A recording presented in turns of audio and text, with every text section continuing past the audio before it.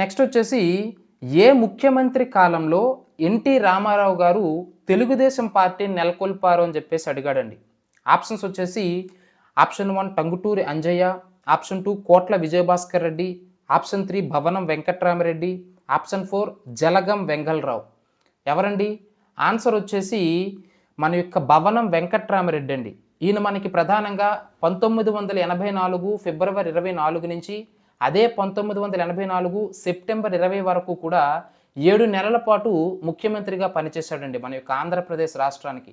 ఈయన ముఖ్యమంత్రిగా ఉన్న సమయంలోనే అంటే ఈ 7 నెలల టైం పీరియడ్ మధ్యలోనే 1984 మార్చి 29వ తేదీన మన యొక్క సీనియర్ ఎన్టీ రామారావు గారు టీడీపీ పార్టీని స్థాపించడం అనేది జరిగిందండి. సో కాబట్టి ఎవరు ముఖ్యమంత్రిగా ఉన్న సమయంలో సీనియర్ ఎన్టీ రామారావు గారు టీడీపీ పార్టీని స్థాపించారంటే భవనం వెంకట్రామరెడ్డి.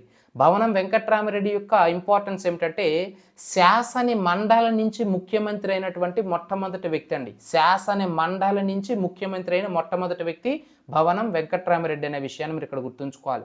అలాగే టంగుటూరి అంజయ్య కావచ్చు, ఈ యొక్క భవనం వెంకట్రామరెడ్డి కావచ్చు, వీళ్ళు ముఖ్యమంత్రిగా ఉన్న సమయంలోనే వీళ్ళ యొక్క మంత్రివర్గంలోనే మంత్రులుగా పనిచేశారండి. ఎవరు? నారా చంద్రబాబు నాయుడు గారు కావచ్చు, వైఎస్ రాజశేఖర రెడ్డి కావచ్చు.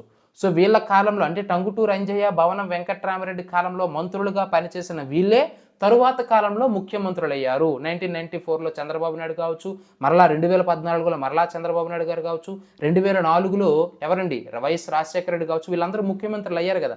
కానీ ఒకప్పుడు వీళ్ళు ఈ టంగుటూరి అంజయ్య, భవనం వెంకట్రామరెడ్డి యొక్క మంత్రివర్గంలోనే మంత్రులుగా పనిచేశారనే విషయాన్ని మీరు ఇక్కడ గుర్తుంచుకోవాలి.